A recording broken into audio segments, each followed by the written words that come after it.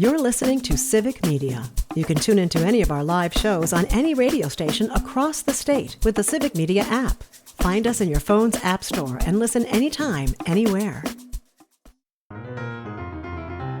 Welcome to Amicus, a law review with Jim Santelle, Civic Media's weekly review and discussion of some of the most significant news stories in the areas of law, government, courts, and the aspiration for justice. And now, here's your host, Jim Santelle. This is Amicus, a law review. It is our weekly weekend review of all things related to the administration of justice, to government function, to the rule of law in our state, in our nation, and often beyond. Thank you so much for joining me and my producer, Max, as we take you through the geography of many issues, many developments, many events just this past week in those important areas that animate our lives and our livelihoods.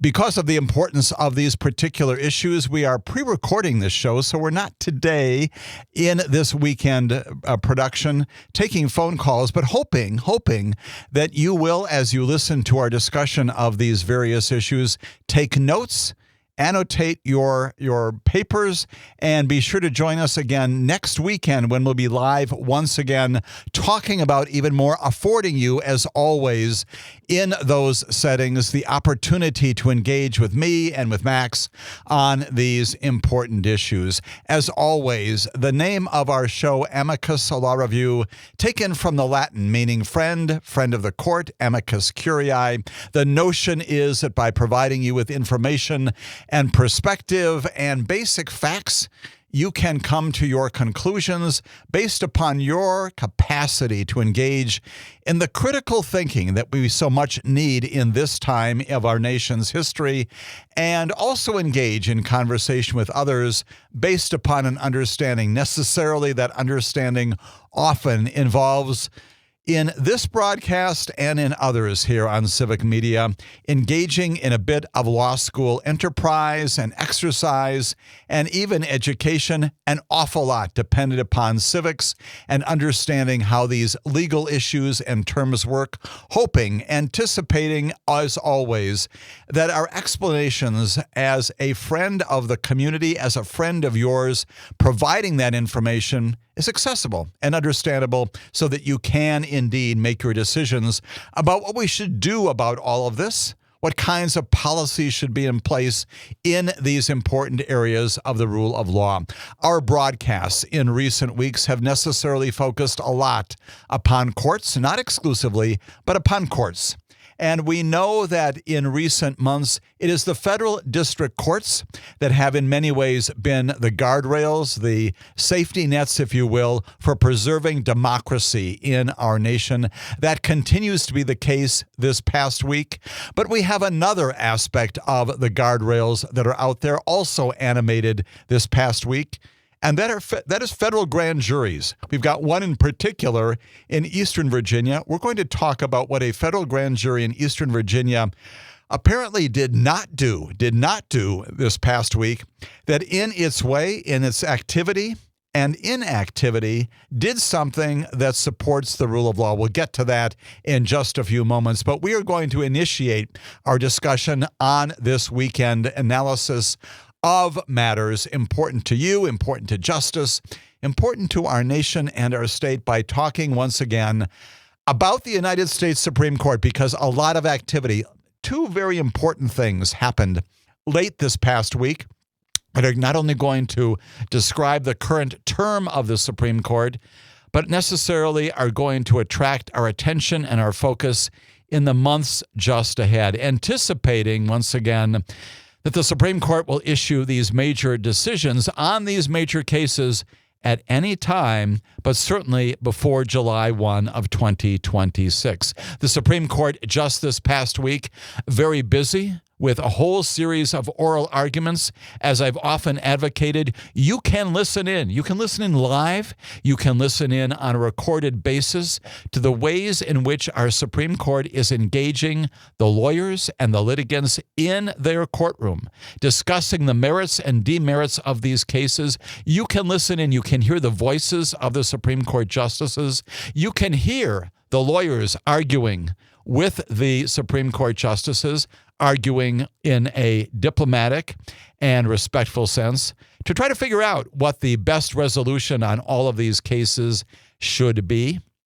That process very much in evidence again just this past week, in which the Supreme Court has entertained a number of oral arguments, and they range in a number of different areas to things like civil and business liability for commercial copyrighted materials out there, an intellectual property case. There's a second case involving the capacity of a state attorney general to enforce a subpoena with respect to an entity that is engaging in reproductive rights issues. Much more complicated than just that superficial description, but once again, engaging in reproductive rights adjacent kinds of issues. And there's a religious free speech case having to do with whether or not a petitioner can go into court and attack a local ordinance that prohibits him from exercising, arguably, his First Amendment rights. We've got religion, we've got free speech, we've got privacy rights, and we've got commercial rights. All of those things in Supreme Court oral arguments of just this past week. In the future, we will talk more about those as they percolate up. And we've got more coming out of the Supreme Court, and we'll begin with that right now. Late this week, the Supreme Court announced, as it often does late in the week, that it is adding yet another case to its docket right now, right around 46 cases, to determine the merits on this particular case. Yes, that's right. You have heard this news already. It has to do with birthright citizenship. This is the case involving the 14th Amendment to the Constitution, passed by the states, endorsed again by the legislature, became a part of our Constitution in connection with the other post-Civil War amendments, 1869, establishing in the very first words, the very first phrases of the 14th Amendment, birthright citizenship, that if you are born here geographically, and you are present here, obviously, at the time of your birth, that is what is required, and that's all that's required to establish your citizenship. Now, why does that happen inside the 14th Amendment? Because at the time, plainly, among other issues, but the central one was we have just come through a civil war. And the President Lincoln, had just emancipated this great population of people, of human beings in our land previously enslaved. And the question was, what is their status? And to the great admiration and great credit of our nation, the states and the Congress and the President decided that all of those former slaves would be citizens with all the rights, all the responsibilities, but all of the appurtenances of citizenship. And they did that by codifying that right in the 14th Amendment. If you are born here, which by that time, of course, all of the slaves had been born here in the United States, if that was your status, is your status, you are a citizen. Now, we know that the fight for equal justice and rights for the recently emancipated slaves and others in their heritage, their ancestry, and also plainly among the families of generations that followed. That fight for full civil rights, for full human rights here in America, that continues to this day. But in the 14th Amendment, making this major decision that if you are born here, you are a citizen of the United States. And indeed, in 1898, in another case involving a family from China, the United States Supreme Court said exactly that. They said that the 14th Amendment does indeed guarantee citizenship of anyone who is born here geographically, full stop. End of sentence, end of paragraph. And it doesn't matter. It doesn't matter who your parents are, what their status is. That is the effect of the 14th Amendment. That has been the law and remains the law to this day. Although, again, as the president has come into power here, on his first day in office, issues an executive order that purports to change that traditional, long-standing understanding of the 14th Amendment. And what the executive order of the president says is birthright citizenship is no longer as sacrosanct and complete as one might think. And in fact, he says, in adopting and embracing a largely discredited view, It is on the fringe, and yet it has continued to animate discussion in the last 10 to 11 months that if your parents, and specifically if your mother, was here illegally or here temporarily, under any of those two conditions, therefore, in the language of the 14th Amendment, there is no jurisdiction over your mother. There is no jurisdiction over you.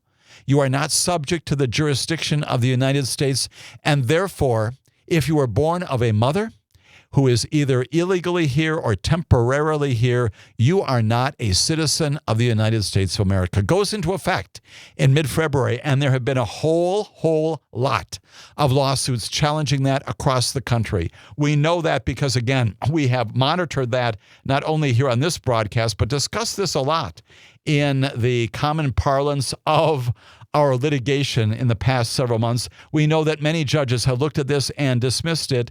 That is the concept advanced by the president in his executive order as being absurd. We know that, for example, judges have said this is blatantly unconstitutional. We know that there are other judges who have looked at this, analyzed the history, based in part upon the very superficial history that I have just afforded and described to you, have said, of course, if you're born here, you're a citizen. And oh, by the way, the Supreme Court has affirmed that continues to be the law of the land. John Cohenauer, who's a federal district court judge in Seattle, called it blatantly unconstitutional. In the wake of that and other court decisions, the administration takes up those lower court decisions, goes back to the Supreme Court, and attacks, for example, a decision made by Joseph LaPlante. He is in New Hampshire. He's a federal district court, and he certifies a class action, says the same thing, says the 14th Amendment does apply as it has traditionally been understood. In a case that we talked about a lot at the end of the previous term. What does the Supreme Court do? It doesn't resolve the ultimate issue about whether the president is right or all of these other courts are right, but says, you know what, you can't do, judges, district court judges, you can't establish this by virtue of a universal or nationwide injunction. You got to divide it up. Every single district has got to resolve it. And that's why, for example, judges like Judge LaPlante and Judge Cohenauer have done these kinds of things to establish the right under the 14th Amendment.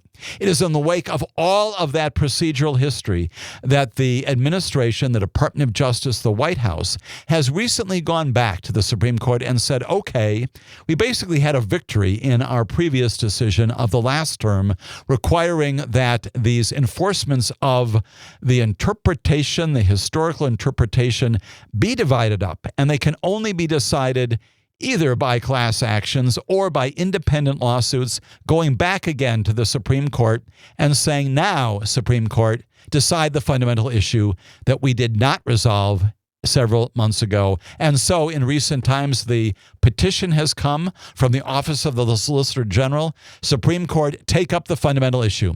Is the president right in reinterpreting the 14th Amendment, in turning back the 1898 established law and all the times that have passed since then, and adopting this new, up to now, very fringe theory?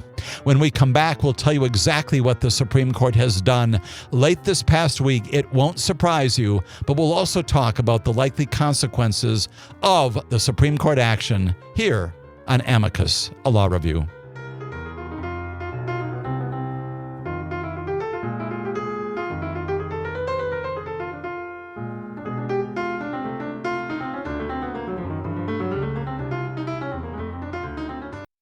You're listening to Civic Media. Stay up to date on the latest news and information for your local community and Wisconsin by signing up for our free email newsletter. Visit civicmedia.us/email to get started.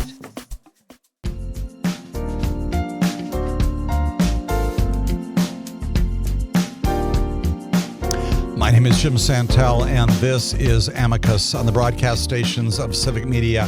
Thank you once again for spending some portion of your weekend time joining me in this examination of the geography of issues related to the rule of law, the administration of justice, and yes, the operation of government, including the United States Supreme Court, beginning with this major decision not yet telling us exactly what they're going to do, but even in its procedural decision of late this past week, giving us an awful lot of sense about where the Supreme Court is going to go on this issue of birthright citizenship, resolved since 1898, addressed by federal courts across the country in the last 10 months, addressing and dismissing, for the most part, this completely unsupported notion that the 14th Amendment does not, in fact, apply to all babies who are born in this country of mothers who are either illegally here or here temporarily. And in fact, the Solicitor General of the United States of America saying to the Supreme Court, his name, of course, is John Sauer. We've talked a lot about him, asserting that the 14th Amendment, yes, indeed, was intended to ensure citizenship of the after the Civil War of the newly freed slaves and their children. But it goes on to say that that's where it stops. And not on the children, he says, of aliens temporarily visiting the United States or of illegal aliens. Those are the two categories identified by this president in his executive order, saying that you do not have universal omnibus citizenship simply by virtue of being here. John Sauer writes that this whole issue has been misunderstood for all of these years. He said the 14th Amendment guarantees citizenship born on U.S. territory, that notion across the board application is mistaken and has become pervasive with destructive consequences, he wrote. He asserts that Donald Trump's order would merely restore the clauses, the Supreme Court's, the Constitution's original meaning. And that's his petition that has been pending for a while before the United States Supreme Court. Review this, he says, justices, and plainly advocacy to endorse what the president has said in his executive order. What is the news, the rule of law news of just this past week? Supreme Court saying that, yes, indeed, we'll take that case. We will entertain both briefs, oral arguments from the parties.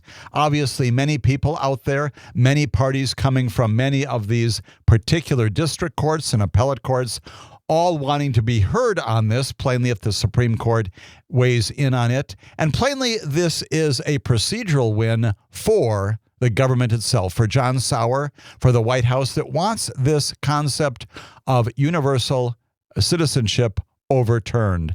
And what did the Supreme Court say just this past week? The Supreme Court said, yes, we'll take that on. We will put this on our docket.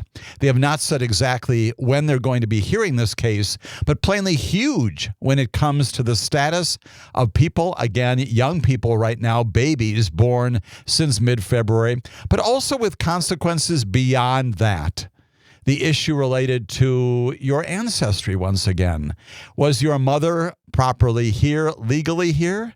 Was she illegally here? Was she here temporarily? What is the status of your parents, which we have never before had to address? Now the Supreme Court saying, well, you know what? There may be something to this admittedly previously fringe theory that for well over 100 years has not been endorsed by anyone who's looked at this seriously. District courts, appellate courts saying that notion that the 14th Amendment means something other than universal citizenship, birthright citizenship, is unconstitutional. It is ridiculous. Supreme Court saying, well, wait a minute. Let's take a look at this. And that's the big news, that by virtue of doing what they have now done, they basically opened the door. And the Supreme Court could very easily have said, you know what, Mr. Sauer, we are not going to take this case on. We're going to let the lower courts, which we think have adopted and articulated properly what the law is, you'll just leave all of that alone. And the Supreme Court can basically have not taken on this case and reaffirmed what the law has been in this country, frankly, since the passage of the 14th Amendment, clearly since 1898, and that Supreme Court dispositive decision saying that birthright citizenship means something. The Supreme Court now opening the door. And we know that in the past, when it has granted what's called certiorari, granted the capacity of parties to come before it and be heard on these issues, it is typically because they want to not only play in this sandbox, so to speak, but have actually anticipated that they're going to make a dispositive and probably very significant decision in resolving this challenge.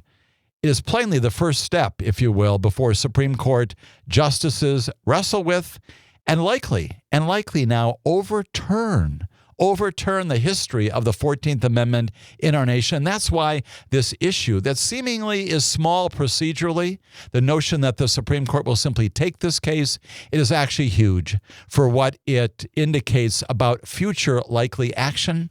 And we, of course, will continue to monitor not only when that oral argument is conducted, but at some point in this term, in the next 6 months or so, the Supreme Court going to tell us who's right about the 14th Amendment. Have we been right since 1898, or is the president right in his adoption and articulation of this new theory limiting birthright citizenship, also with tremendous consequences about the other cases that might flow depending upon how the Supreme Court issues its opinion? No small thing happening just late this past week. The Supreme Court has done more this past week, and again, it has also done something that is not final, but also indicates where things are going. This one has to do with voting rights, and in particular, that case that we have talked an awful lot about involving alleged gerrymandering, political gerrymandering, racial gerrymandering in Texas. When we come back, we're going to talk about why the decision of the Supreme Court in that matter late this past week is so important as well. Stay with us here on Amicus, a law review.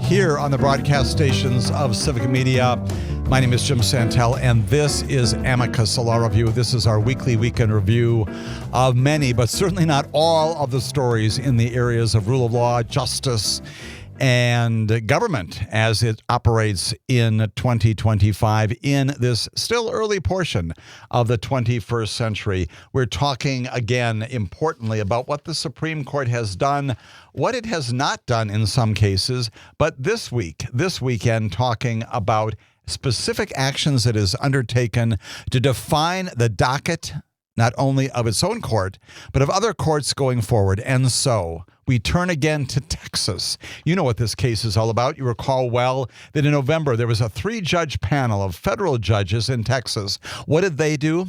They blocked this map involving the redrawing, the alleged gerrymandering for political and or racial reasons of the Texas legislature. You recall what the Texas legislature had done based upon the encouragement of the president and of the governor of the state of Texas. They sat down and said, you know what?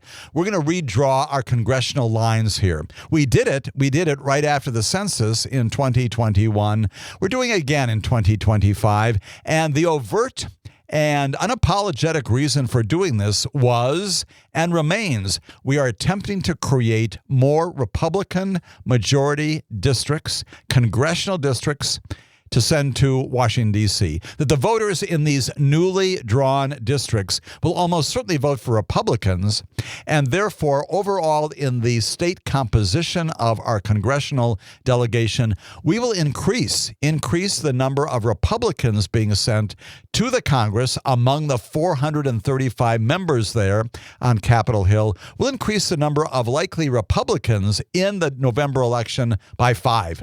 That is no small thing in a time when, of course, as you know, the House of Representatives very closely split, razor-thin margin right now with respect to the Republicans. And so at the encouragement of the president and of Greg Abbott, who is, of course, the governor of Texas, the legislature sat down and said, we are going to engage in a partisan gerrymander. And you might say, well, gee, doesn't that sound illegal? The answer, of course, as we talked before, is that the Supreme Court, a number of years ago, incredulously to many people, to this day, said that the federal courts are no longer involved. We're not going to entertain challenges to partisan gerrymander. Go ahead and do those kinds of things that politically you might like to do to guarantee a greater political representation in the Congress. Federal courts no longer involved in reviewing the line drawing based upon politics. But racial gerrymandering continues, at least for now, to be an issue that the federal courts can indeed resolve. If you're redrawing lines, the court has said, and you're doing it based upon racial considerations where populations of people of color are located in your state, that is unconstitutional and illegal. You can't do that kind of racial gerrymandering, at least up to now. That's what the Voting Rights Act of 1964 prohibits, and that's what the Supreme Court has routinely enforced in the past. That's what gets us then to a 3-judge panel back in November that looks at all this and says that indeed this may in fact have been partisan political gerrymandering, which we cannot touch. But we're looking at this now. We're looking indeed at the entire evidence and evidentiary corpus of information provided here, including a very, very revelatory letter written by the Department of Justice indicating a purposeful racial gerrymander here.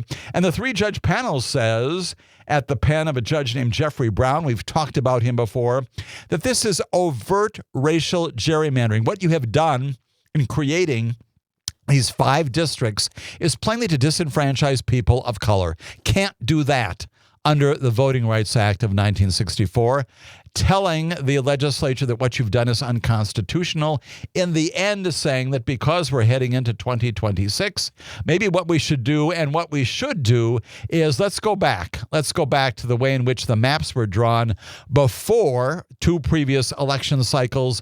May not be perfect, but indeed they do not accomplish the overt racial gerrymander that you have accomplished, state legislature, by drawing these lines as you have. Based upon that decision of the 3-judge panel, what happens?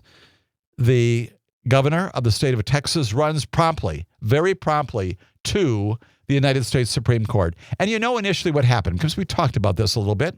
The Associate Justice assigned to the Fifth Circuit, which includes Texas, his name is Sam Alito. And initially he says, I'm going to enter what's called an administrative stay. I'm going to stop all this from going ahead while we have an opportunity here in the Supreme Court to figure out exactly what this 3-judge panel did. Are they right? Are they wrong? Should we, in fact, enter this fray? Should we decide something here? Or should we just let the lower court decisions, the 3-judge panel, which is not a final judgment, should we let that go ahead to some judgment, knowing once again that we do have elections, we've got campaigns, we've got all sorts of primaries going on in 2026. Time is admittedly of the essence. We talked last weekend about this Purcell principle based upon a Supreme Court decision that says that courts, federal courts, appellate courts, Supreme Court should not be tinkering with things late in the season. But here we are, we're sitting here in December of 2025, and we're talking about an election that admittedly needs to be in place long before November of 2026, but you still have some time to correct what may be the racial gerrymandering that the lower court found. And indeed, the lower court does say exactly that. What did the Supreme Court do just late this past week? Supreme Court, again, takes up what Sam Alito had done, which is to stay that lower court order, to stop it from going ahead. And the Supreme Court this past week clears the way for those Texas lawmakers who did this gerrymandering that accomplished what the lower court said was a racial discriminatory action. Those newly redrawn congressional maps favoring Republicans in 5 districts in 2026 and beyond, the midterm elections, that's okay. And the other reason why this is so very important is, once again, it's based upon the emergency docket. It is not a disposition that has gone through all the rigor and all of the analysis and the oral argument and the briefs from the lawyers that we talked about on their merits docket, which now, as I've said, includes other things, including birthright citizenship. This one, again, you put this on your dance card as being yet another example of the shadow docket, the emergency docket. The Supreme Court decision, again, it's about one paragraph long, overturns that lower court 3-judge panel that the new maps were likely unconstitutional as a racial gerrymander. Decision had blocked, again, the maps were going ahead. Now, based upon what the Supreme Court did this past week, the signal is go ahead. And the majority writes in particular that Texas, contrary to what the lower court had said, this is the quote, likely to succeed on the merits of its claim. And what their claim is that we did not racially gerrymander. This is not based upon racial animus. We didn't disenfranchise anybody based upon color, but instead we did this based upon partisan perspective. Overtly, unapologetically, they're saying, yes, we did this because we want more Republicans than Democrats or others in the slate of candidates in this five congressional seat area.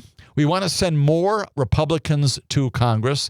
Again, why is that permissible? Because the Supreme Court has said we're not engaging in that kind of review of partisan gerrymandering. And so the people challenging what Texas has done have said that may well be, but you've also accomplished a racial gerrymander, and that in and of itself, that's the thing that renders all of this unconstitutional. You've improperly done this in a way that disenfranchises people of color. Majority writes this past days or so, late this past week, that the lower court that found, in fact, that this is a racial gerrymander has improperly, this is the words from the very limited opinion coming out of the Supreme Court on the emergency docket, has improperly inserted itself into an active primary campaign, causing much confusion and upsetting the delicate federal-state balance in election. The court order, once again, as in all of these emergency applications, does not include a vote count, which is what we get under a merits docket decision. Typical, again, for rulings on these emergency docket applications.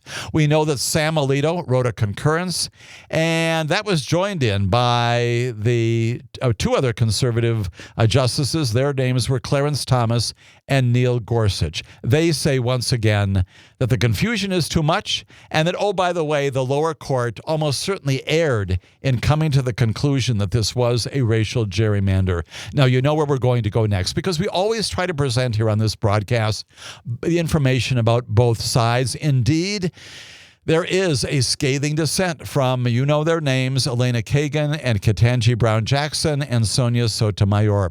Elena Kagan, Justice of the Supreme Court, joined in by the two others, authors a 17-page dissent. The majority, in one paragraph or a little bit more, resolves this and says, even while the lower courts can continue to adjudicate this, even as we go forward in 2026, we're going to go back to the maps that indeed the Texas legislature has redrawn in this way that accomplishes this political and arguably racial gerrymander. What does Elena Kagan say in her 17-page dissent? She says the majority has wrongly overturned a 160-page lower court ruling. What is she talking about? She's talking about the decision, the meticulous decision of this 3-judge panel. And she says, based upon its, meaning the majority's, perusal over a holiday weekend. Basically, she's talking about the recently passed Thanksgiving weekend. She said, we reviewed a cold paper record. And then she goes on to talk about the ways in which the Supreme Court differs from a district court. She says this, we are a higher court indeed. We're higher than the district court, but she says we are not a better one when it comes to making a fact-based decision. And she says that the Supreme Court order that is issued this week disserves the millions of Texans whom the district court found were assigned to their districts based upon their race. She adds that because this court's precedents and our Constitution demand better, She says, I respectfully dissent. The other two do the same as well, but they lose. They're on the losing side of this decision. The Supreme Court telling the Republican majority in the Texas legislature, go ahead and pursue the elections that are coming up here until such time, if ever, as this lower court addresses this issue again and comes to a different decision, which, yes, indeed, could come up a second time to the Supreme Court. While all that is going on, we're going to intercede in all of this, overturn the three-judge panel, and basically tell the legislature that the maps that you have drawn that accomplish, as you have said, a partisan gerrymander that almost certainly ensure 5 more Republican candidates that will be successful in those districts going to Congress, but also, according to the three-judge panel, disenfranchise major portions of that Texas constituency. That's okay. That's what the Supreme Court said just this past week. When we come back, we'll talk about something else that happened, not in Texas, not in Washington, D.C., but close in the Eastern District of Virginia. All that coming up as Amicus, a law review, continues here on the broadcast stations of Civic Media.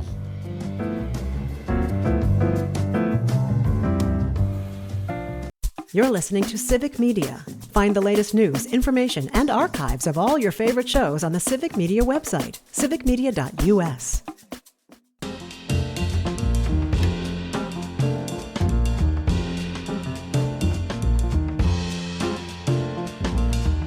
My name is Jim Santelle, and this is Amicus, a law review here on the broadcast stations of Civic Media. I thank you once again for joining me and my producer, Max, in this edition of our broadcast. And this last segment of our first hour, we continue for a next hour on the broadcast stations of Civic Media. That next hour focusing more on rule of law issues, and specifically pardons. Once again, constitutional issue. Lots and lots of pardons coming out of the White House these days, including one that implicates the other major issue, which we will talk about in future editions of Amicus, having to do with the interdictions, the military actions with respect to allegations that there are those Venezuelan boats bringing large amounts of drugs into our nation. We'll talk about some of that and the relationship between that hot topic issue at the top of the headlines in many written publications, in your news feeds online and in other places. What's the connection between that, the boats issue, the military issue, and at least one of the president's major pardons of this past week? That's coming up in the second hour of our broadcast this weekend. In this segment, something else, again, apart from the Supreme Court, at least for now, with respect to the actions of our U.S. Department of Justice. You know well that just about a couple of weeks or so ago, a federal district court judge who is sitting by designation in the Eastern District of Virginia determined that the U.S. attorney, her name is Lindsay Halligan, had no authority, improperly appointed to serve in that capacity. Why? Because the president and the attorney general had improperly appointed her under a circumstance where you cannot stack 120-day terms, interim terms. We talked a lot about the reasons why that decision of the federal district court judge resulted in the dismissals of these major indictments against whom? Against Letitia James and James Comey.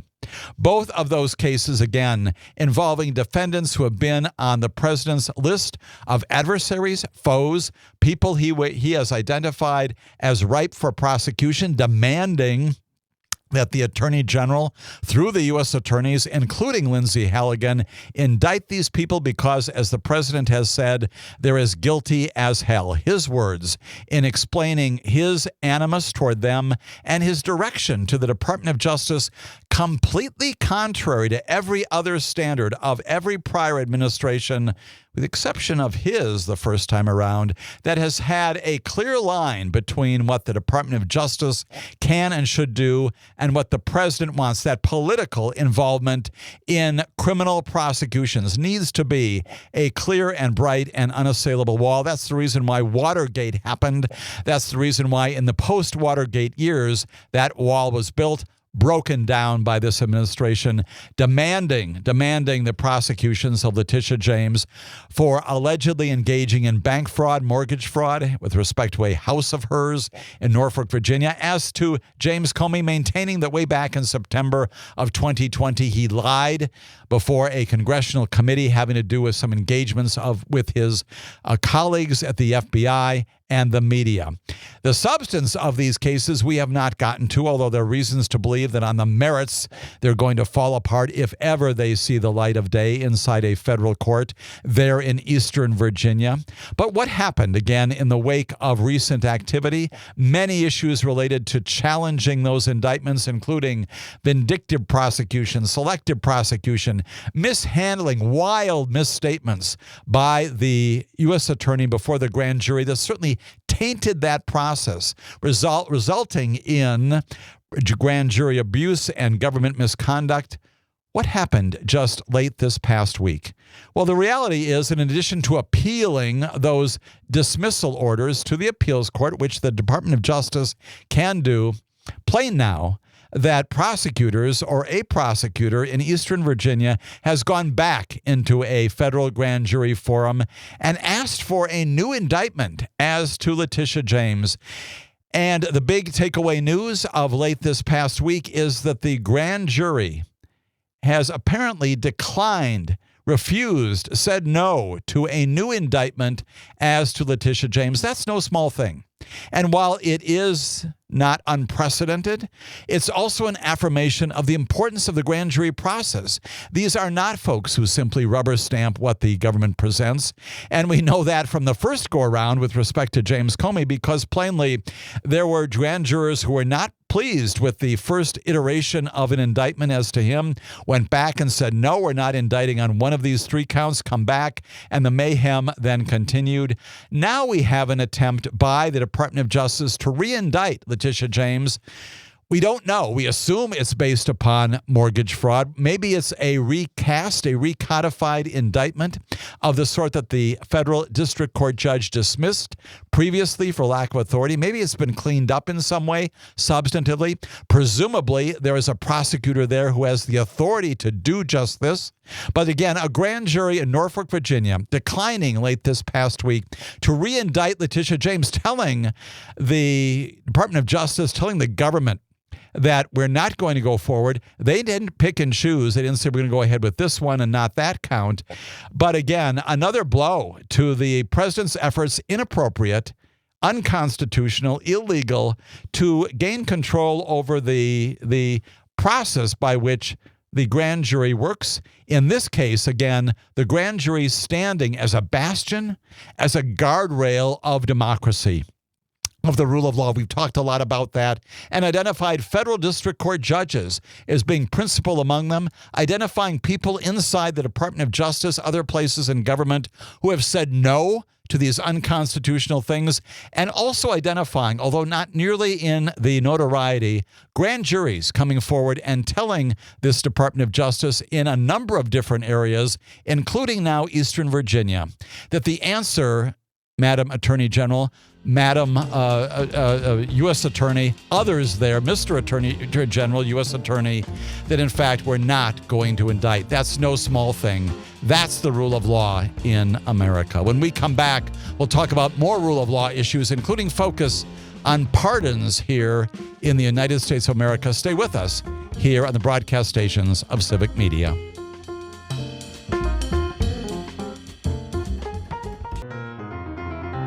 Welcome to Amicus, a law review with Jim Santelle, Civic Media's weekly review and discussion of some of the most significant news stories in the areas of law, government, courts, and the aspiration for justice. And now, here's your host, Jim Santelle. This is Jim Santelle, and I am your host for this, the second hour of our weekly weekend broadcast, all about things related to the rule of law, the administration of justice, operation of government in the United States of America, spending all of our first hour talking about these matters coming out of the Supreme Court, a major key factor, obviously, in defining what the rule of law means in America, making decisions about its merits docket, and yes, indeed, its emergency docket. They're going to have great impacts when they decide these cases down the road about who we are as a nation, what our Constitution means, what the authority of the president is going forward. We also know that late this past week, something else happened in Eastern Virginia that is no small thing. A federal grand jury telling the Department of Justice, no, that we're not going to simply re-indict Letitia James. We don't know the facts behind this. We don't know exactly what happened. Why? Because grand jury proceedings are by their very nature, under what's called Rule 6 of the Federal Rules of Criminal Procedure, they're private. They're private. And the transcripts, which again made available with respect to the first indictment, at least as to James Comey, those kinds of things are not a part of the public domain. We don't know exactly what happened in front of the grand jury, what kind of a case this might have been, what the government wanted to do. What we do know, according to very reliable reporting, is that the grand jury said no, and that the grand jury pushed back. And again, under the Constitution, the 23 or so members of this grand jury said, no, we're the only ones who can indict under our Constitution, and we have chosen not to do that. It could be because of a lack of a finding of probable cause, which is what a grand jury does. Could be because they're concerned about maybe some of the abusive conduct, the expectation that a grand jury simply will re-indict when in fact a previous district court judge has found the cases need to be dismissed again, not so much on their merits. The previous district court judge has said, yes, you can re-indict. We don't know exactly the circumstances under which this was represented. What we do know is that the grand jury pushed back on the United States Department of Justice and dealt a blow to the president's efforts to exert not only control over the Department of Justice, but also to see that his political adversaries are brought into the criminal justice system. So once again, as of now, the prosecutions of Letitia James and of James Comey are dismissed. There's an awful lot more to come of all of this. Yes, indeed, it's entirely possible that the indictment as to James Comey could be resurrected because it has not been dismissed based upon a prejudicial or a with prejudice approach. That could happen. As we've talked before, there are also some statute of limitations problems that would probably loom large there. We know as well that the district court judge who dismissed the case involving Letitia James said, yes, you can bring it again. And indeed, even after this action by the grand jury, it is possible that the Department of Justice could go back a third time and do this and seek yet another indictment. We don't know what their plan is. But at some point, even that process becomes abusive, does it not? And at some point, it looks as if the Department of Justice is not accepting, as all branches of government should do, the results of another branch. And you say, well, gee, Jim, what is that about? It is important to recognize that the grand jury is not a function of the Department of Justice. It's not on the organizational chart. Pam Bondi and the U.S. Attorney in Eastern Virginia are not in charge of the grand jury. They make presentations to it. But to whom are the grand juries responsible? The grand jurors themselves, they're a branch of the courts. They're part of the judicial system, right? Based upon the notion that this is a grand jury. You've got a petit or a trial jury, also a part of the court system in our mechanisms, our structure. And this is a situation where the courts effectively, through the grand jurors, have said, executive branch, we do not concur. It is checks and balances incarnate. And that's the reason why this seemingly insignificant, superficially event that is a grand jury not doing something, which you would think under other circumstances is not that significant, is significant. They have said no. It is a check and a balance as to this administration and indeed as to this Department of Justice. The reason why, in capacity of rule of law issues, it looms very large from this past week. Also looming very large are the president's invocations of his pardon responsibilities and his authorities under the Constitution of the United States of America. We're going to spend a lion's share of the time in this, the second hour of our broadcast, talking about those pardons and indeed The through line of these issues related to executive authority, the power of the president, and yes, indeed, touching necessarily upon that hot topic coming out of the Congress just late this past week, very much on the minds of all Americans. That is the authority of this president to continue prosecuting what he has defined as a war against Venezuela, or at least against boats that are coming, according to him, to America, heavy laden with contraband. We'll talk more about that and talk about the connection between what's going on there and pardons. We have talked about this a lot in the past. You know where this comes from. The Article 2, Section 2, Clause 1 of the United States Constitution says, the president shall have power to grant reprieves and pardons for offenses against the United States, except in cases of impeachment. And that's it. There is no other description inside the Constitution, the language that tells us anything about the circumstances under which those kinds of pardons, also including commutations, which are basically the president reducing sentences of people in the federal system to time served or other lower sentences. We do know that Alexander Hamilton, going back to the Federalist Papers explaining what this was all about, talked about these notions that the chief executive should be able to exercise a certain amount of forgiveness, some mercy. He said that the power should be as little as possible fettered or embarrassed. That's his use of that word to mean it's unrestricted. It is not the subject of review by another branch of government, unlike the grand jury process with respect to the executive branch, unlike decisions made by lower courts, litigants, the Supreme Court, the Congress, the president going back, all of those checks and balances. This is arguably the only authority inside the Constitution that is unchecked, and that gives rise to a lot of the challenges and difficulties that virtually every president has had when it comes to issuing pardons and commutations. Alexander Hamilton went on to say, this is meant to ensure, as he said, easy access to exceptions in favor of unfortunate guilt. An interesting way of describing this, right? The concept is, and the Supreme Court has talked about the notion that what the Founding Fathers meant to do is to vest in an executive the capacity to do mercy, not apart from the rule of law, not apart from government, not apart from justice, but recognizing that there's something about a conviction, a judgment under the federal system of someone who has run afoul of our laws, that has been the subject of a judgment, finding them guilty, whether it's by a jury or by a plea agreement, that they've served their sentence, that there's something about their life that qualifies them, that commends them for this merciful work by the chief executive.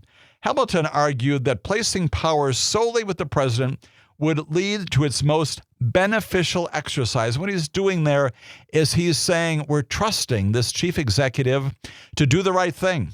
And he said, I can't imagine a more eligible dispenser of the mercy of the government than a body of men who might often encourage each other in an act of obduracy and might be less sensible to the apprehension of suspicion or censure for an injudicious or effective clemency. Now, what does all that language mean? He's talking about the reason why it's placed in one person, placing the powers solely in the executive branch, so you're not subject to all of the other considerations, including arguments that might come.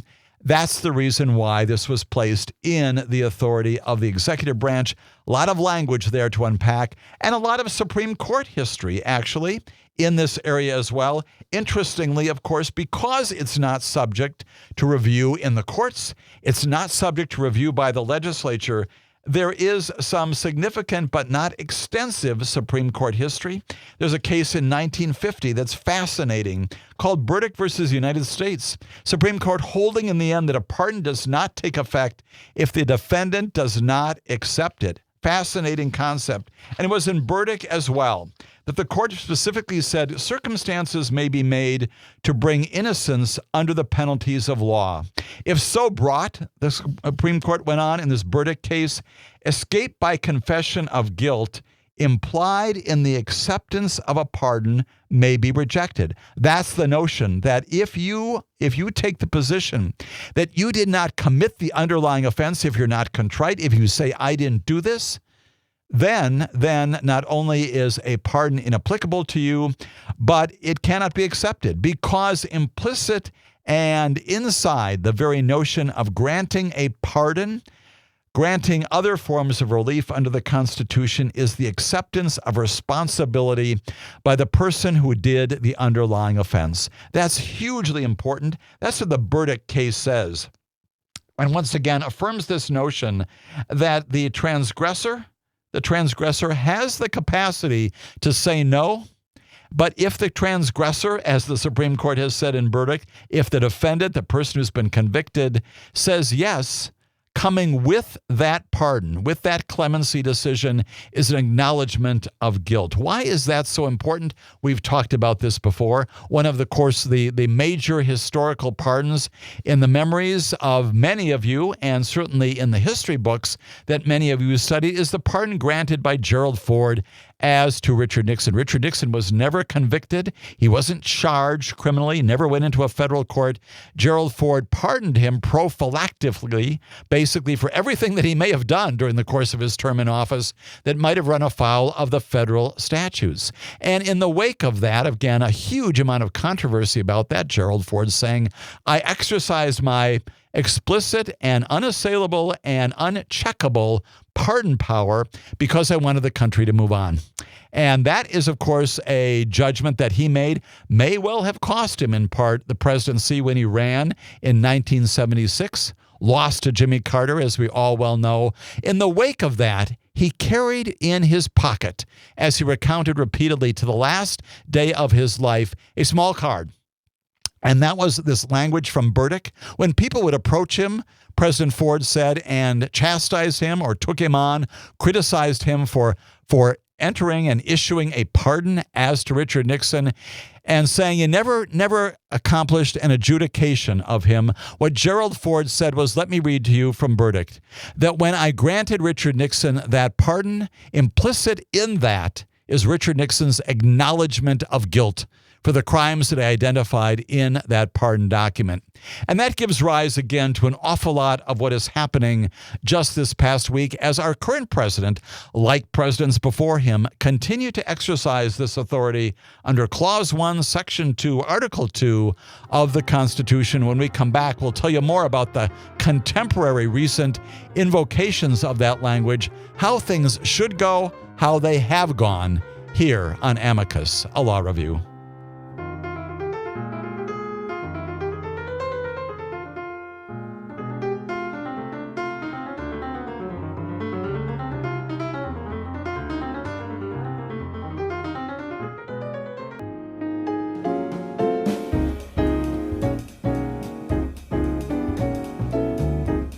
My name is Jim Santelle. This is Amicus, a law review. Once again, appreciating your time that you're spending in moving through this geography of rule of law issues, including now revisiting what we have talked about in previous episodes of Amicus, a law review. That is the pardon power of the presidency.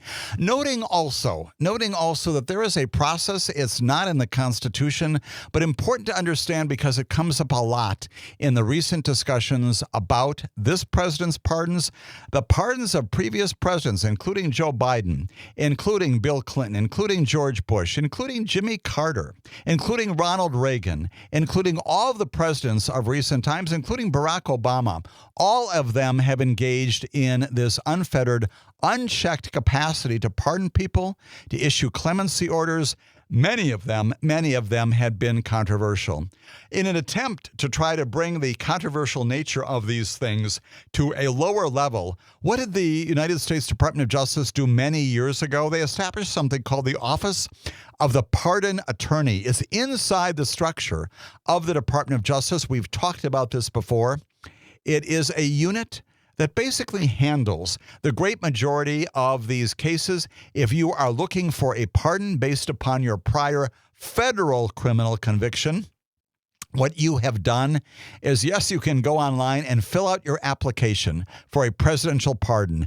And the Office of the Pardon Attorney under every administration until recently, although the Office of the Pardon Attorney still exists, every other administration has said before you get to the White House down the street from the Department of Justice, you have to go through the Office of the Pardon Attorney. They're basically a precursor to review by the president. They're the ones who winnow and sift and make recommendations based upon what they see. What have been the general outlines for what the Office of the Pardon Attorney does? Basically, they have said, you got to be done with your judgment for at least 5 years. And by that, I mean out of prison, beyond supervision. You've got to be clear of any obligations under your criminal judgment to report to a probation officer, a supervising agent. You are done for at least 5 years. That's in your rearview mirror, at least 5 years, okay? There's a time element on this. Second, again, implicit in the notion of verdict, which we talked about, you got to admit that you did what you did. You've got to be contrite. You've got to show some remorse for your criminal conduct, whether it's been in prison, whether it's been on supervised release, whether it's right after the judgment is entered, as the judgment is entered, often at sentencing, acknowledging to the federal district court judge who's sentencing you that you did indeed engage in the conduct. That's number 2. And number 3, and here's the big one. The Office of the Pardon Attorney has said there's got to be something about your life, at least in the last 5 years, that commends you for a pardon. Something that suggests that not only have you admitted to your bad previous behavior, not only has been there the passage of time, and of course, that passage of time is to ensure that you haven't engaged in more criminal conduct. You've robbed more banks, you've engaged in more drug dealing, you've engaged in human trafficking, white-collar offenses, bank fraud, mail fraud, wire fraud. All bets are off, plainly, but during that period of time and in any period since then, there's something about the way that you've conducted your life.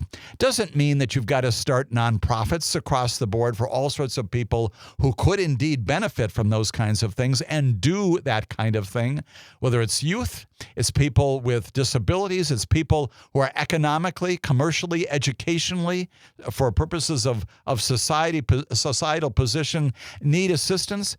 An awful lot of people who apply for pardons say, you know what? I've been a good person. I've done some things to support my community. I've been out there in the cities and villages and towns in which I live and work. I've done things to help people in all sorts of areas, or even just one area. I've worked on urban renewal. I've worked on things with farmers. I've worked on things with youth groups and adult groups and groups of elderly people.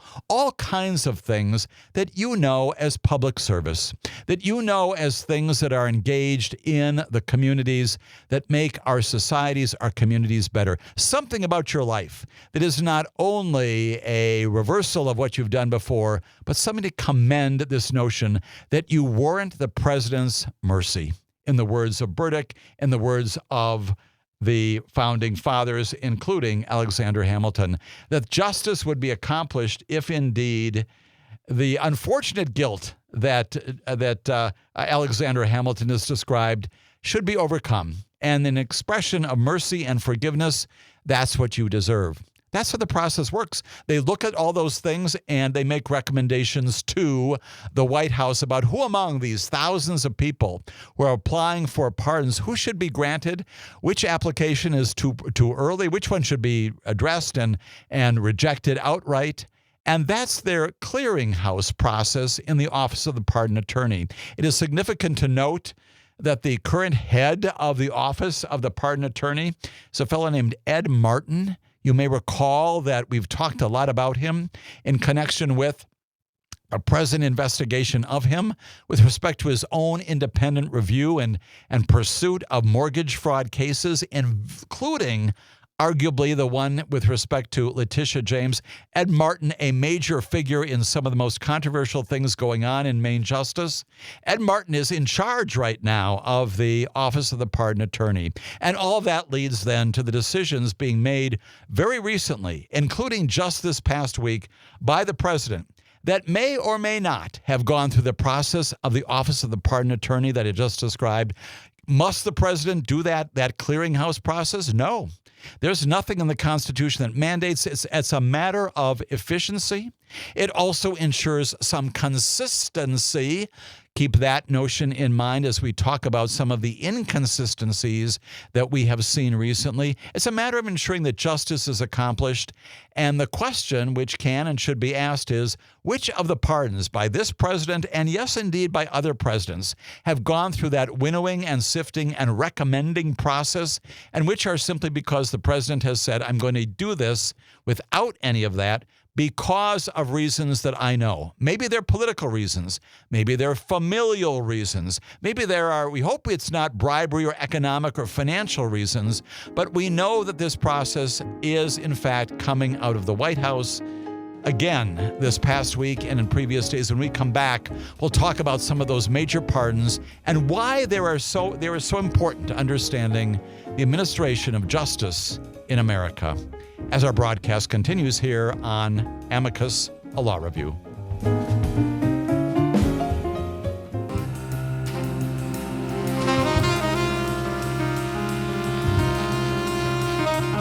This is Amicus, a Law Review. My name is Jim Santelle. We are talking in the second hour of our weekend broadcast all about pardons once again because they loom large. And there is a through line with respect to pardons. And yes, indeed, those Venezuelan boats and the major controversy. We'll get to that in just a moment or so. Talking a lot about the process under the Constitution. There's very little guidance when it comes to what the Founding Fathers intended, except with the notion that the executive intending the executive to exercise this power out of mercy, out of justice, about a sense of forgiveness, weighing the merits of it and finding that indeed the merits, the justice-based, even rule of law-based merits with respect to a particular case warrant this extraordinary remedy. So let's do a little bit of surveying here. First, with respect to some of the pardons that the current president has entered. And once again, I hasten to add that every single president, you can go online and you can identify all the pardons that every single president has issued during the course of their terms, most often at the end of their terms. Some of them are right in the middle of the reasons for the office of the pardon attorney, the people that you will look at and say they merit it. They should, in fact, have the civil infirmities that otherwise attend a criminal conviction, have those lifted. Have their pardons effectively removed from the criminal judgment annals. The fact that they did this, history never erases that completely, but the judgment itself should be taken off of the annals of the district court. All of our presidents have done this. Let's talk about Donald Trump in particular. Give you some sense leading up to his recent pardons. We know that on his first day in office, on January 20th, Donald Trump pardoned nearly all of the defendants charged with offenses related to the riot at the Capitol on January 6th. You know that well. A total of about 1,500 people. Pardons included people convicted of very violent crimes against law enforcement. Trump claimed at the time that these defendants were unfairly treated by the Justice Department. They were properly charged. They were given notice. Some of them went to trial. Many of them pled guilty to the offense conduct alleged in the indictments against them, sentenced for their offense conduct. Over 1,000 people. The president saying the pardons will end, as he said, a grave national injustice that has been perpetrated upon the American people over the last 4 years and begin a process of national reconciliation. That was his explanation for pardoning the Capitol insurrection rioters on January 20th. It's a fellow named Ross Ulbricht. President granted a full and unconditional pardon to him. He is the founder of something called the Silk Road Dark Web Marketplace. What did he do? He was serving a life sentence in federal court and federal prison based upon a judgment entered as to him in a federal court, multiple charges, including conspiracy to distribute narcotics and money laundering, a life sentence. The president says this: the scum that worked to convict him were some of the same lunatics who were involved in the modern-day weaponization of government against me. That's his explanation for Ross Ulbricht being freed from a lifetime, if you will, of federal imprisonment. Many others down the road. Let's talk about Rod Blagojevich. You remember him. February 10th, the president pardoned former Illinois Governor Rod Blagojevich. What was he convicted of? You remember this. Multiple political corruption charges that including seeking to sell an appointment, his appointment at the time, to then President Barack Obama's now old Senate seat as he was doing this. Barack Obama vacates that seat. The governor has the capacity to fill that seat as the governor. Donald Trump commuted Blagojevich's 14-year sentence in federal prison during his first term. The president said Blagojevich's conviction sentencing shouldn't have happened. He said, I've watched him. He was set up by a lot of bad people, some of the same people I had to deal with. And for that reason, the pardon is issued as to him. Many other instances of this will give you a little bit more of a sense before turning to recent situations involving invocations of the pardon authority. March 27th, Donald Trump pardoned Benjamin Della and Arthur Hayes, Gregory Dwyer, Samuel Reed, the four who founded something called BitMEX, cryptocurrency exchange. You know that the president has focused a lot on these cryptocurrency matters, including a recent pardon that we talked about previously. All of them had pleaded guilty to violating the Bank Secrecy Act by failing to do what? They failed to implement a compliant and anti-money laundering program. And that's exactly the reason why the more recent pardon with respect to one of the most wealthy cryptocurrency moguls on the face of the planet, also convicted for establishing a mechanism that did not have safeguards. As a result, groups like ISIS and ISIL and Hamas and Al-Qaeda able to use the platforms of these particular cryptocurrency mechanisms and circumstances to engage in money laundering and other things that make us all less safe. There are many other cases here. Scott Jenkins, May 27th, the former sheriff of Culpeper County, you may remember this one in Virginia, convicted of accepting more than $75,000 in bribes in exchange for appointing people as auxiliary deputies. He was sentenced to 10 years in federal prison back in 2024. The president posting that Jenkins and his family have been dragged through hell, all capital letters, by a corrupt and weaponized Biden DOJ. The sheriff, he said, is a victim of overzealous Biden Department of Justice, doesn't deserve to spend a single day in jail. He is a wonderful person who is persecuted by the radical left monsters and left for dead. He will not be going to jail tomorrow, but instead have a wonderful and productive life. And the list goes on. Let's turn to this just this past week. In no particular order, but significant among them, the president just this past week did in fact pardon both Texas Democratic Representative Henry Cuellar and his wife Imelda. They were facing prosecution, being pursued by this Department of Justice on federal bribery and conspiracy charges.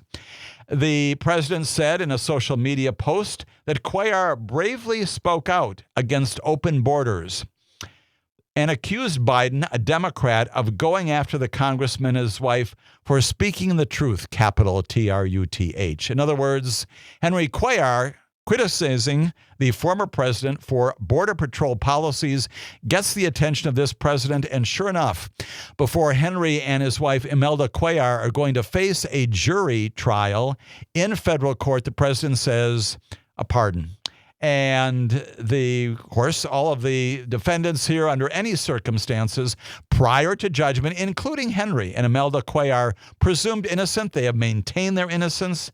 This is not to say that that is in any way robbed from them. But now there is no adjudication as to the crimes of bribery and conspiracy with which the United States Department of Justice charged Henry and Imelda Cuellar just this past week. Let's get to some of the other major pardons of just this past week.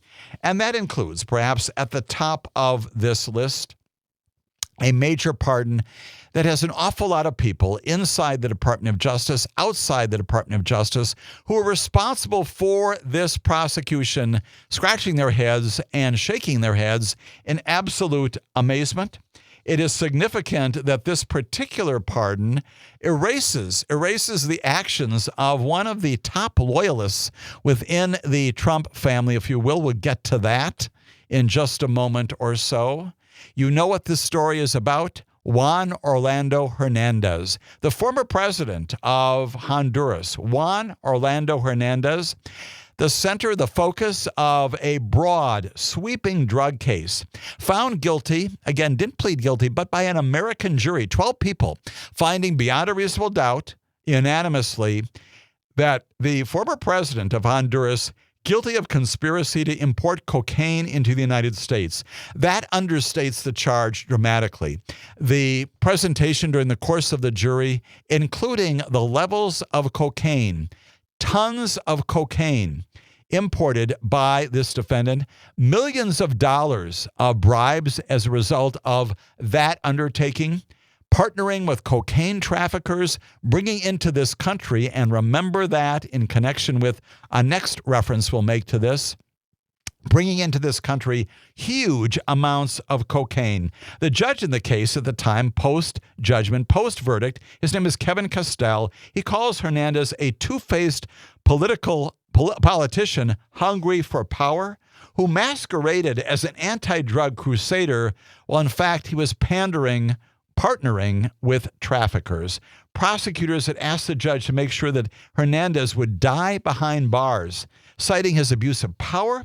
They talked about his connections to violent traffickers and to the unfathomable destruction. That's what the government said, caused by what he has done.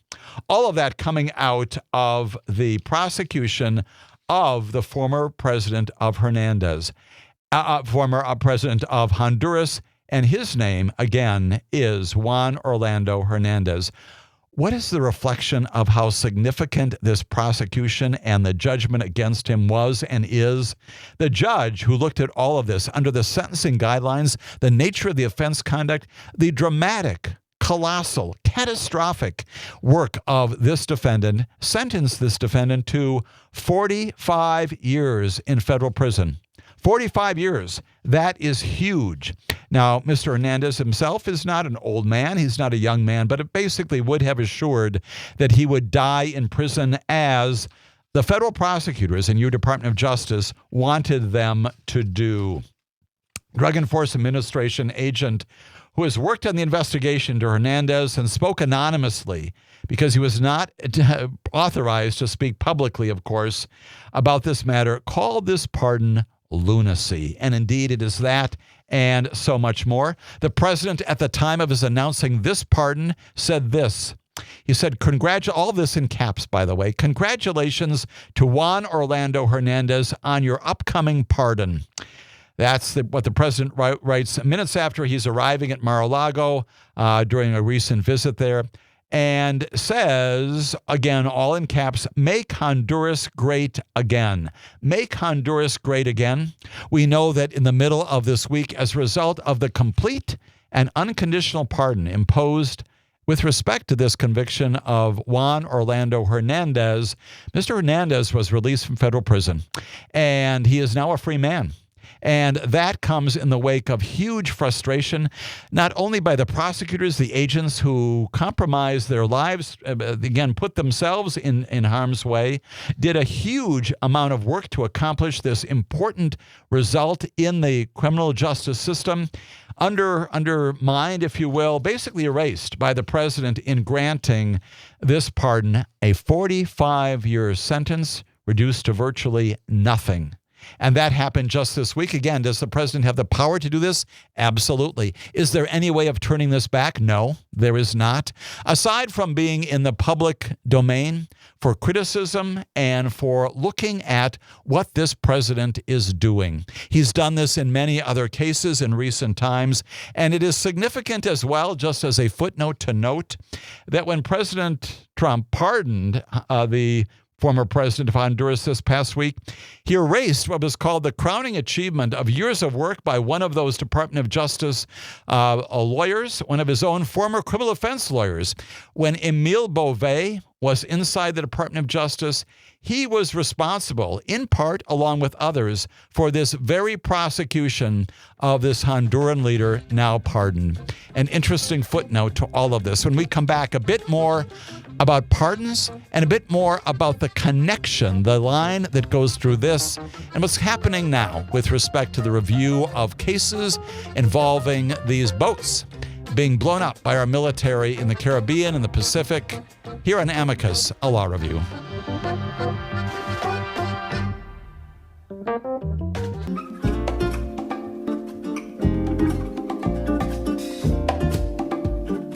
This is Amicus. My name is Jim Santelle. This is the final segment of our 2-hour program this weekend. We are spending a lot of it talking about pardons, giving you some civics understanding, which I suspect most, if not all of you already have, but putting in context what our president, our current president, and yes, indeed, former presidents have done in connection with their exercise of this authority under Clause 1, Section 2, Article 2 of the Constitution, giving presidents virtually unfettered power. You could probably erase the word virtually from that sentence. It is uncheckable. And indeed, the president just this past week, in the wake of many other pardons that he has issued, we recounted some of those, has pardoned Juan Orlando Hernandez, former president of Honduras, previously sentenced to 45 years in federal prison for importing literally tons of cocaine into this country, receiving millions of dollars in bribes, partnering with cocaine traffickers, and masquerading, as the judge said, as an anti-drug crusader, while in fact partnering with traffickers, accomplishing huge violations of the criminal law and affecting dramatically, most importantly, the safety and security of our country. Let me give you some sense of some other cases in which the president has recently acted. This is in the nature of superficial but important reporting on at least 4 other pardons he's issued. And then we're going to go back to the Hernandez pardon in particular. We know that way back in May, the president pardoned a fellow named Michael Grimm. He's a former New York representative who pleaded guilty in 2014 to felony tax evasion. And that case, again, is a situation in which Grimm's prosecution sort of follows. He was compared to the president's own legal troubles. And Donald Trump derided, criticized the prosecution of Michael Grimm as a witch hunt. There was a case in which the president has set free a private equity executive, served less than 2 weeks of a 7-year sentence. His name is David Gentile, for his role in what prosecutors described as a $1.6 billion with a B scheme that defrauded thousands of victims, convicted in August of 2024, commuting that sentence down to time served. We know that involves, again, David Gentile. There's a case involving Timothy Lewicki. And Mr. Lewicki is a founder and former chief executive of something called the Oakview Group. He allegedly orchestrated a conspiracy to rid the bidding process for the Moody Center Arena at the University of Texas to benefit his own company. And as a result of the pardon imposed with respect to Timothy Lewicki, all of that erased from official government and court annals. And then also other matters out there involving, as we said before, Henry Cuellar, his wife, other cases.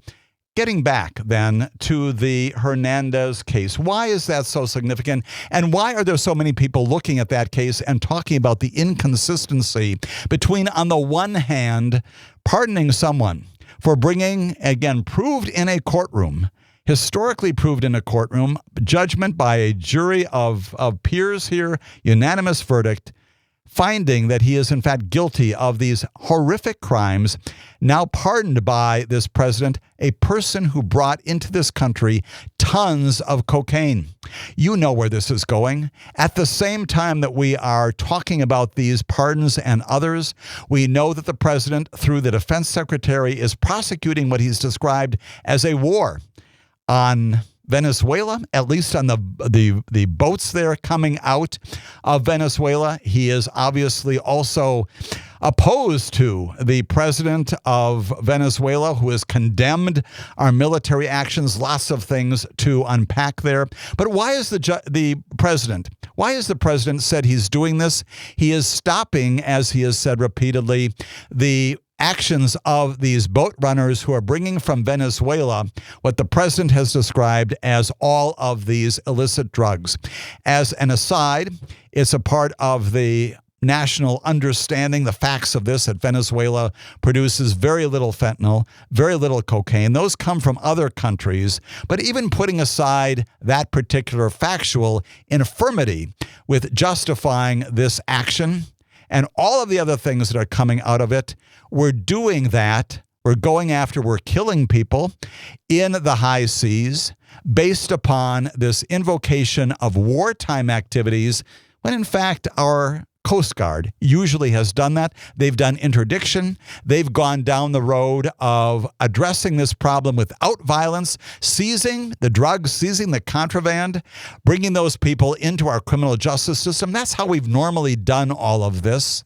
The president choosing, again, with the defense secretary, to make this a military operation as opposed to a domestic law enforcement operation, killing people, about 83 of them in 21 different assaults on these boats. One of them, as we know well now, the subject of an awful lot of focus on whether or not we additionally killed a couple of the survivors of one of those strikes on September 2nd.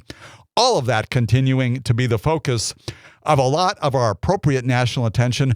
But the other point is that we're doing all of that to supposedly stop the onslaught of drugs, including cocaine, into this country in the very same time when we have told Mr. Hernandez of Honduras that you are now a free man for bringing into this country what we know to be tens of tons of cocaine.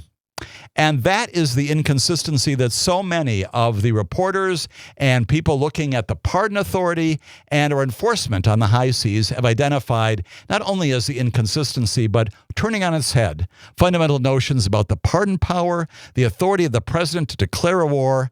Much of that going to be the subject of additional conversation here on this broadcast and on others here on Civic Media. Next week, more of all of this. We return to a format in which we're soliciting your questions, encouraging your comments and perspectives. Write those down. Make certain to be a part of our broadcast next weekend as we come back talking about the rule of law, justice, and government here in the broadcast stations of Civic Media. Have a good weekend, everybody.